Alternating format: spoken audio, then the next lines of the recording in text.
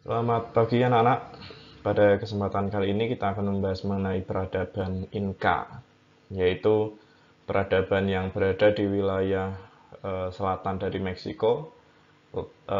Letaknya yaitu berada di negara Peru dan eh, peradaban ini ditemukan ketika bangsa Spanyol sampai ke sana dan kemudian banyak menghabiskan bangunan-bangunan yang besar di sana, banyak merusak dari peradaban Inka ini. Namun pada masa sekarang ini, pada masa modern, kesadaran dari negara Peru itu muncul dan kemudian eh, mengembalikan struktur dari bangunan-bangunan monumental dari Inka. Oke, langsung saja kita bahas peradaban Inka di sejarah peminatan kelas 11, kelas 10.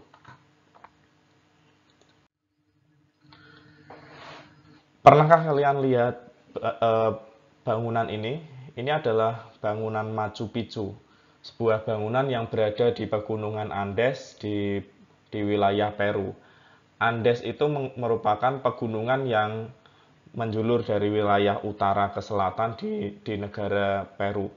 Nah, di pegunungan inilah hidup sebuah suku atau sebuah bangsa yang bernama bangsa Inka.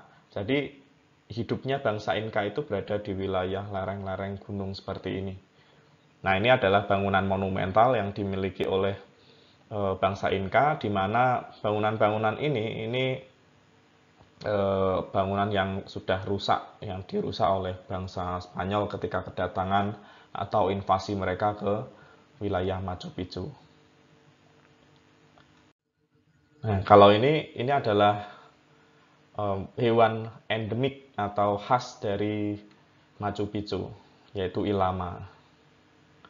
Kita bahas, kita bahas yang pertama, bahwa peradaban Inka ini diketahui pada abad ke-15 atau ditemukan di abad ke-15. Peradaban Inka dianggap maju karena dia mampu membangun bangunan-bangunan yang monumental. Kemudian letaknya berada di wilayah Peru dan kemudian peradaban ini merupakan peradaban ketiga terbesar di Amerika. Sebelumnya kita sudah pernah membahas tentang Maya dan Aztec dan yang ketiga ini kita membahas tentang peradaban Inka.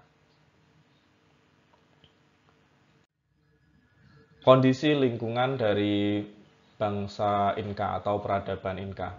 Peradaban Inka ini berada di sebuah pegunungan bernama Pegunungan Andes, di mana Pegunungan Andes tersebut adalah pegunungan yang tandus. Kemudian wilayah dari peradaban Inka ini berada di wilayah Peru, di mana memiliki lembah-lembah sempit. Namun lembah tersebutlah yang dipakai untuk kehidupan orang-orang Inka.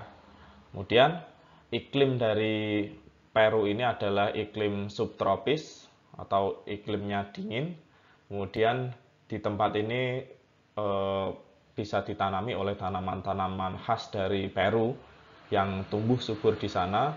Dan kemudian kota yang terbesar atau pusat kerajaan dari Inka itu bernama kota Cusco. Nah, kira-kira di gambar kalian juga bisa lihat di sini adalah peta dari Peru, di mana ini merupakan teritori atau wilayah teritorial dari bangsa Inka sendiri. Kemudian kehidupan pemerintahan dari peradaban Inka.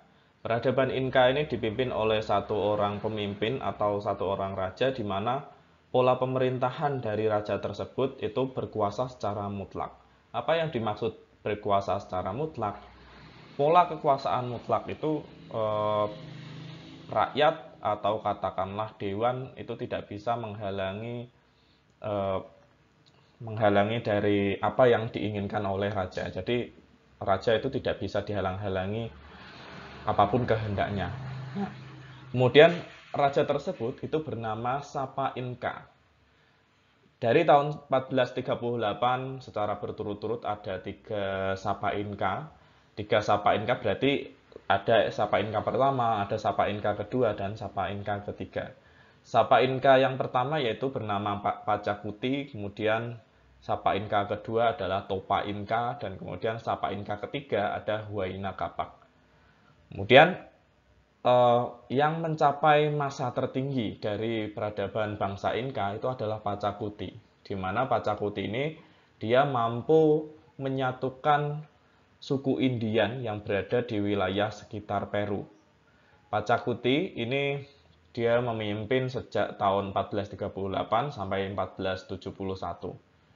Pachacuti dia berjasa dalam menetapkan bahasa Quechua sebagai bahasa lingua franca. Bahasa lingua franca itu adalah bahasa pergaulan.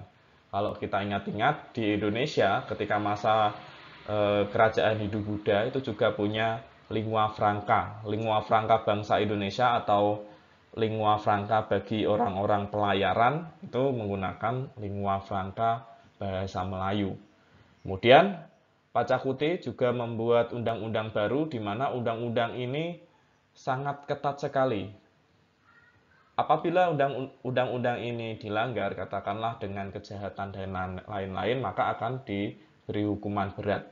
Hukuman yang pertama adalah teguran, sedangkan hukuman yang kedua apabila dia masih melakukan pelanggaran, maka dilakukanlah hukuman kematian atau dibunuh oleh kerajaan. Nah, kira-kira seperti itu. Selanjutnya adalah kehidupan ekonomi. Seperti bangsa-bangsa lain di peradaban Amerika kuno, seperti bangsa Maya dan bangsa Aztec, bangsa Inka juga melakukan pertanian. Namun perbedaannya, pertanian dari bangsa Inka sendiri ini lebih baik karena dia sudah menggunakan teknik terasering di pegunungan Andes atau pegunungan yang landai tersebut. Bangsa Inka ini mengenal alat-alat pertanian sederhana, katakanlah seperti cangkul, kemudian ada tongkat penggali yang mirip seperti sekop. Nah, jadi secara teknologi bangsa Inka lebih maju daripada bangsa Maya dan bangsa Aztec. Kemudian dengan pengetahuan para ahli teknik, bangsa Inka mampu mencapai kemajuan di bidang pertanian. Bangsa Inka telah menetapkan andane atau teknik terasering untuk lahan pertanian yang berada pada Bukit Terjal di wilayah pegunungan Peru. Bagaimana kehidupan sosial dari bangsa Inka? Bangsa Inka ini memiliki pola yang sama kurang lebih dengan bangsa Maya dan bangsa Aztec, di mana terdapat keistimewaan terhadap orang-orang yang berada di kasta yang paling atas. Jadi di sini ada kasta atas atau kasta dari orang-orang bangsawan, dan kemudian ada kasta yang kedua yang di bawahnya yaitu kasta dari orang-orang biasa. Bangsawan, dari orang-orang bangsawan atau dari sistem feodalisme dari tingkatan yang paling atas, mereka memiliki hak-hak istimewa yang tidak dimiliki oleh orang biasa. Katakanlah mereka mendapatkan harta dari mengambil pajak dari rakyatnya, kemudian ditandai mereka hidup berfoya-foya atau kehidupan mereka itu mendapatkan prestis tinggi, itu ditandai dengan adanya pemakaian giwang besar dari emas atau perak. Di sisi lain, golongan rakyat atau golongan orang-orang biasa yang berada di wilayah Inka, mereka diwajibkan untuk mengerjakan tanah atau mereka menjadi petani, dan mereka mewakafkan atau memberikan hasil tanah mereka sendiri kepada para bangsawan. Bagaimana pencapaian ilmu pengetahuan dan teknologi?